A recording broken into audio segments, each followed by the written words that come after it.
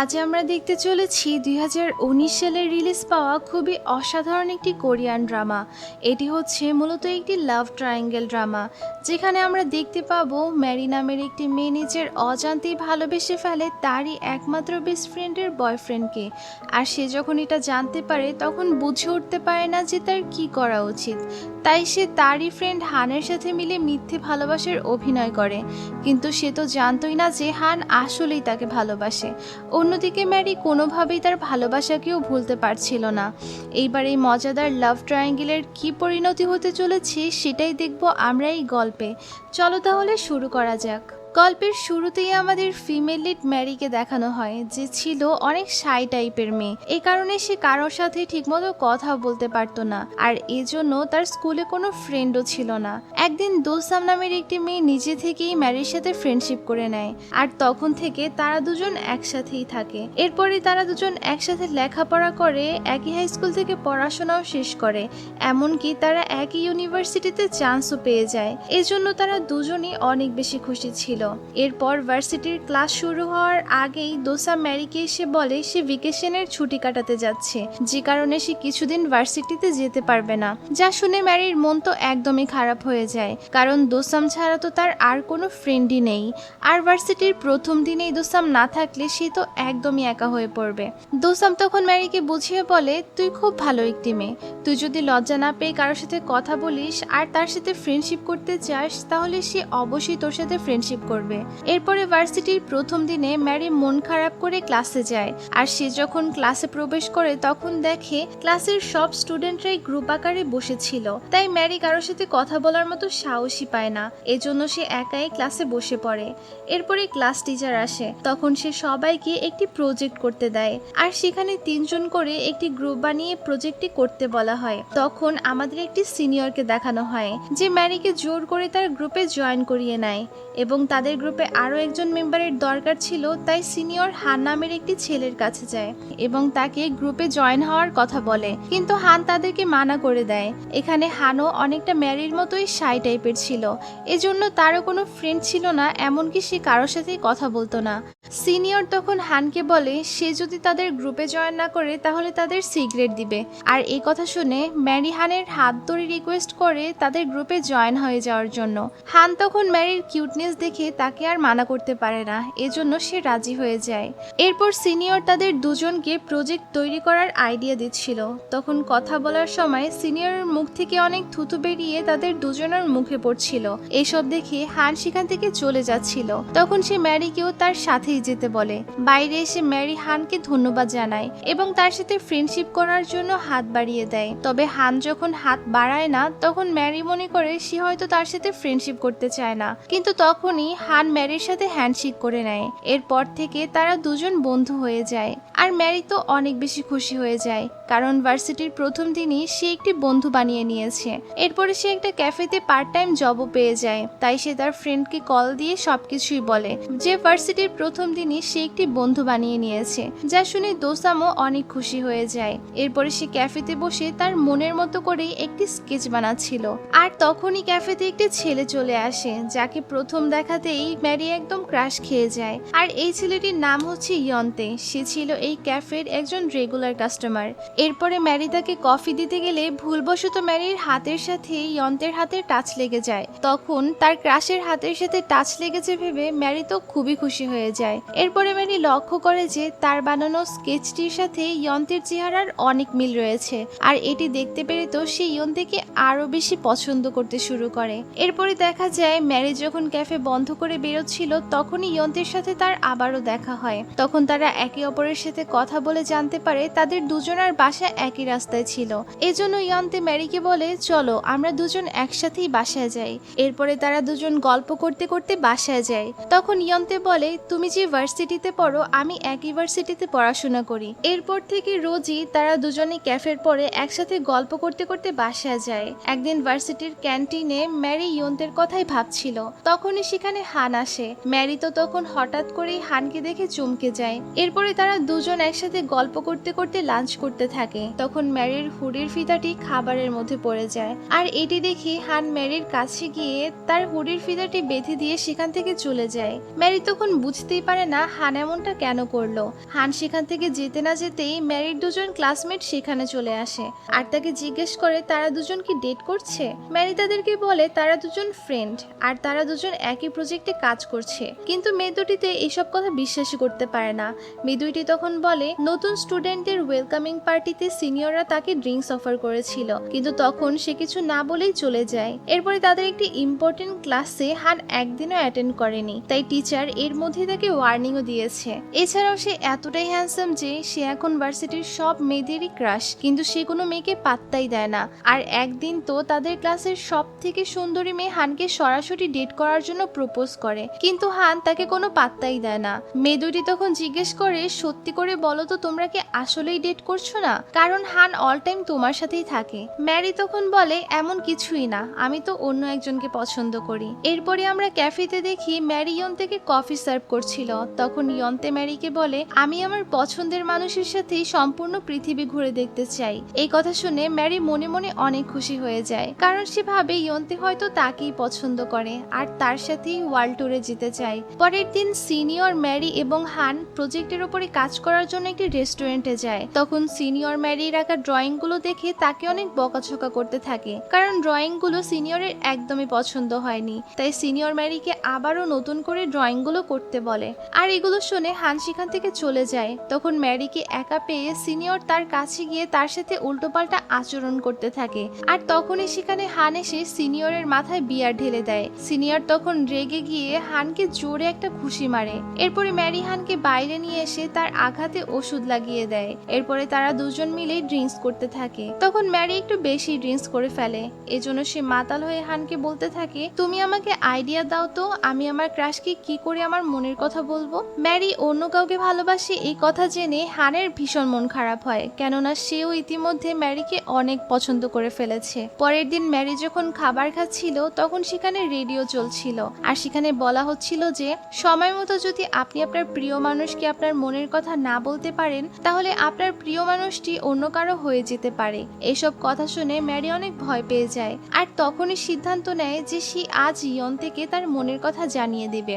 এরপরে সে বাসায় গিয়ে সুন্দর করে সেজে গুজে একটা সুন্দর ড্রেস পরে ক্যাফেতে চলে যায়। এরপরে সে দোসামকে মেসেজ দিয়ে জানায় যে সে আজ তার ক্রাশকে তার মনের কথা বলবে, আর তার কিছুক্ষণ পরে ইয়ন্তে ক্যাফেতে চলে আসে। তখন ম্যারিও তার জন্য কফি নিয়ে যায়। এরপরে ম্যারি সাহস করে ইয়ন্তেকে তার মনের কথা বলতে যাচ্ছিল, কিন্তু তখনই সেখানে দোসাম চলে আসে। তখন ইয়ন্তে দোসামের কাছে গিয়ে ম্যারির সামনেই তাকে জড়িয়ে ধরে, যেটা দেখে ম্যারি পুরোপুরিভাবে শকড হয়ে যায়। দোসাম তখন ম্যারিকে বলে ইয়ন্তে হচ্ছে তার বয়ফ্রেন্ড, আর ইয়ন্তে ম্যারিকে বলে দোসামই হচ্ছে সে যার সাথে আমি পুরো দুনিয়া ঘুরে দেখতে চাই। এগুলো শুনে তো ম্যারি পুরোপুরিভাবেই ভেঙে যায় যে সে যাকে তার ভালোবাসার কথা বলতে চাচ্ছিল সেই হচ্ছে তার বেস্ট ফ্রেন্ডের বয়ফ্রেন্ড। আর তখনই সেখানে হানও চলে আসে। তখন ম্যারির চেহারা দেখে হান বুঝে যায় এখানে কি হয়েছে, আর ইয়ন্তেই হচ্ছে ম্যারির ক্রাশ যার কথা সে আগের দিন বলেছিল। তখনই ম্যারির মনে পড়ে যায় যে সে তো দোসামকে মেসেজ করে বলে দিয়েছে সে তার ক্রাশকে আজ তার মনের কথা বলবে, তাই সে যদি আজ তার ক্রাশকে প্রপোজ না করে তাহলে দোসাম তাকে সন্দেহ করবে।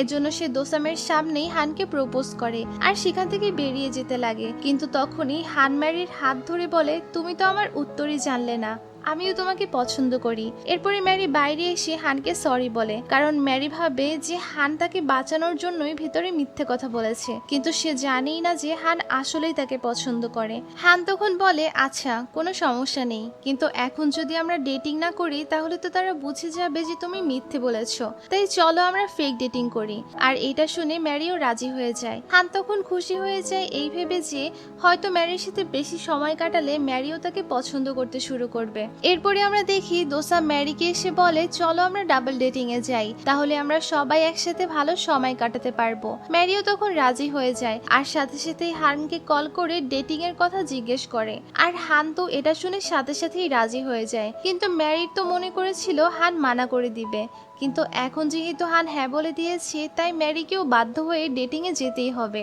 পরের দিন তারা দুই কাপেলই ডাবল ডেটিং এর জন্য মুভি দেখতে যায়। ওই সময় হান লক্ষ্য করে যে দোসাম আর ইয়ন্তে দুজনেই খুব কাছাকাছি আছে, কিন্তু তার এবং ম্যারির মধ্যে এমন কিছুই নেই। মুভি দেখা শেষে তারা বেরিয়ে এলে দোসাম তখন হানকে বলে, আমরা তো ডেটে এসেছি, তাহলে তুমি কেন কাপলদের মতো হাত ধরে হাঁটছো না? এটা শুনে তো ম্যারি খুবই লজ্জা পেয়ে যায়, আর হানও তখন এটা বুঝতে পারে এবং বলে, আমরা তো কালই আমাদের লাভ কনফেস করলাম, তাই আমি আমার সম্পর্কে তাড়াহুড়া করতে চাই না। এরপরে তারা চারজনেই লাঞ্চ করতে যায়, যেখানে খাবার খেতে গিয়ে ম্যারির জামার হাতাটি আবারও খাবার মধ্যে পড়ে যাচ্ছিল, আর এটা দেখে হান ম্যারির হাতাটি ভাঁজ করে দেয়। এটা দেখে তো ম্যারি অবাক হয়ে যায় যে হান তার ছোটখাটো বিষয়গুলোরও খেয়াল রাখে। লাঞ্চ শেষ হলে দোসাম আর ইয়ন্তে সেখান থেকে চলে যায়। তখন ম্যারি হানকে বলে, আমার ভাগ্য সবসময় খারাপ, কারণ আমি প্রথমবার যাকে পছন্দ করেছি সে আমারই ফ্রেন্ডের বয়ফ্রেন্ড। আমি তো বুঝতেই পারছি না আমি নিজেকে কি করে ইয়ন্তেকে পছন্দ করা থেকে আটকাবো। তখন হান ম্যারিকে আইডিয়া দিয়ে বলে, তুমি তাকে ঘৃণা করতে শুরু করো, যে আইডিয়াটা ম্যারিরও খুবই পছন্দ হয়। হান তখন মনে মনেই খুশি হয়ে যায়, কারণ ইয়ন্তে ম্যারির মন থেকে উঠে গেলেই তো হান ম্যারির মনে জায়গা করতে পারবে। এরপরে ম্যারি বাসায় এসে অনলাইনে ক্রাশকে ঘৃণা করার পদ্ধতি সার্চ করতে থাকে, কিন্তু সে কিছুই খুঁজে পায় না, কারণ এই টাইপের অদ্ভুত জিনিস ইন্টারনেটে কেউই সার্চ করে না। এজন্য সে সিদ্ধান্ত নেয় সে এখন থেকে ইয়ন্তেকে ইগনোর করবে। এজন্যই সে ক্যাফের জব ছাড়ার ডিসিশন নেয়, আর ক্যাফের ওনারের সাথে জব ছাড়ার কথা বলে।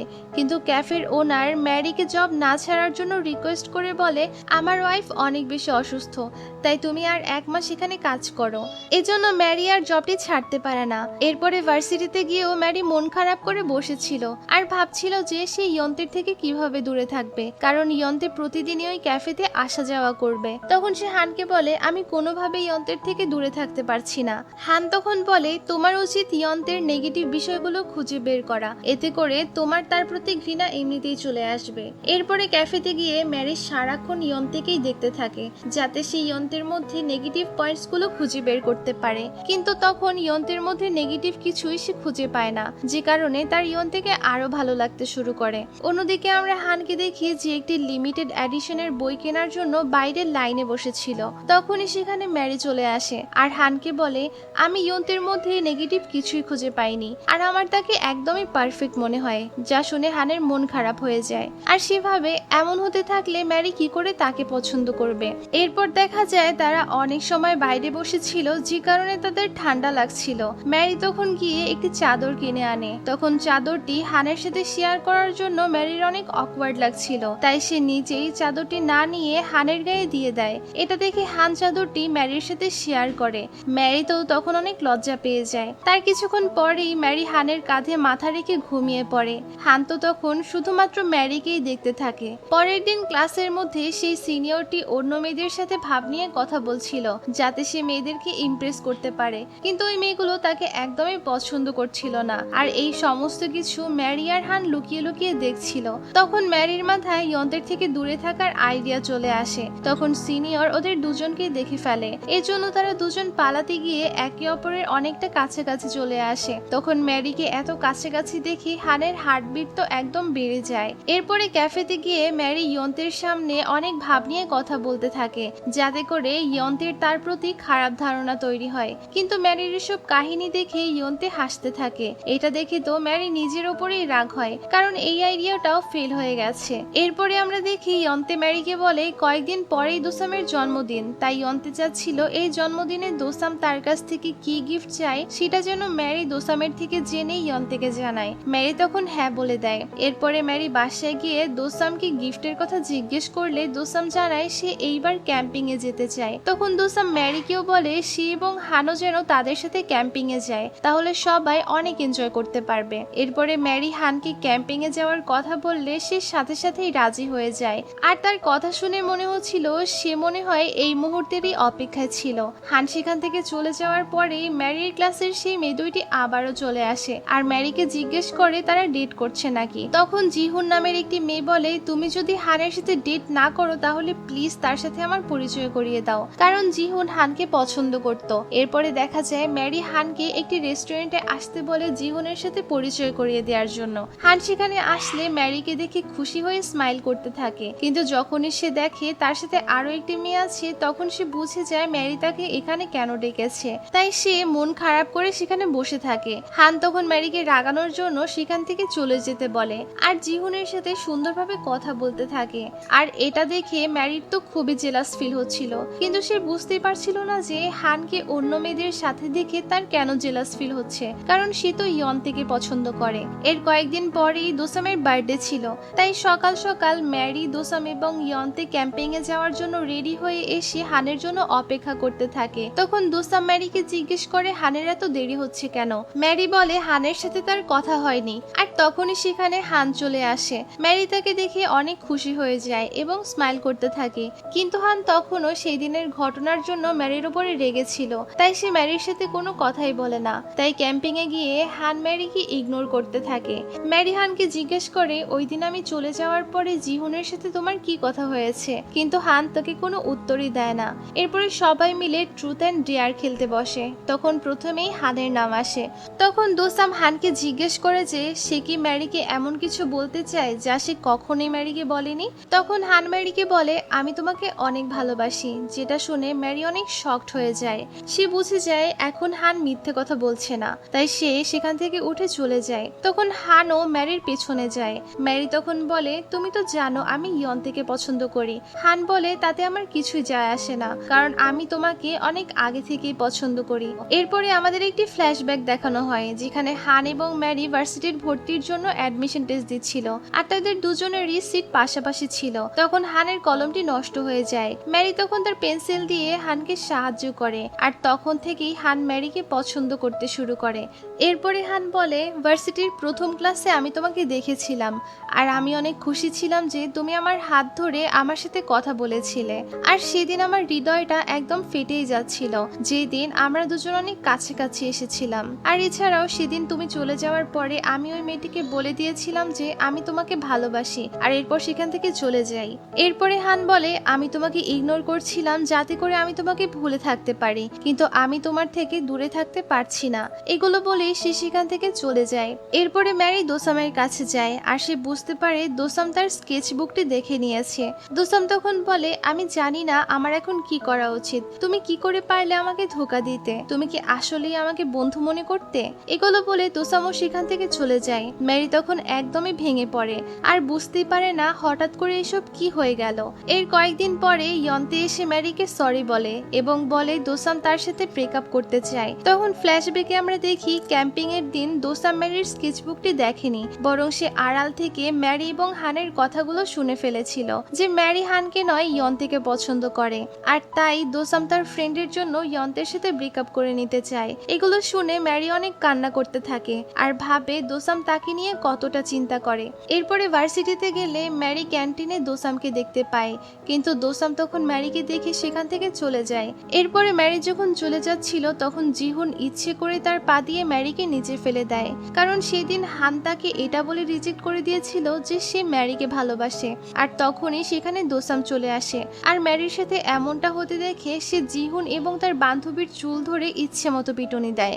এরপরে তারা দুজন বাইরে গিয়ে কথা বলে। দোসাম ম্যারিকে সরি বলে আর বলে আমি আসলে তোমার মনের ফিলিংস আগে বুঝতে পারিনি আর তোমার সাথে এমনটি করাও আমার উচিত হয়নি। ম্যারিও তখন দোসামকে সরি বলে এবং দুই বান্ধবীর মধ্যে আবারও সবকিছু ঠিক হয়ে যায়। এরপরে ম্যারি বলে আমি ইয়ন্তেকে আগে পছন্দ করলেও এখন আমি হানকে পছন্দ করতে শুরু করেছি। দোসাম তখন ম্যারিকে দেখেই বুঝে যায় যে সে সত্যি হানকে পছন্দ করে। তখন দোসাম বলে তোমার উচিত এখন সময় নষ্ট না করে হানকে গিয়ে তোমার মনের ফিলিংস গুলো বলে দেয়া।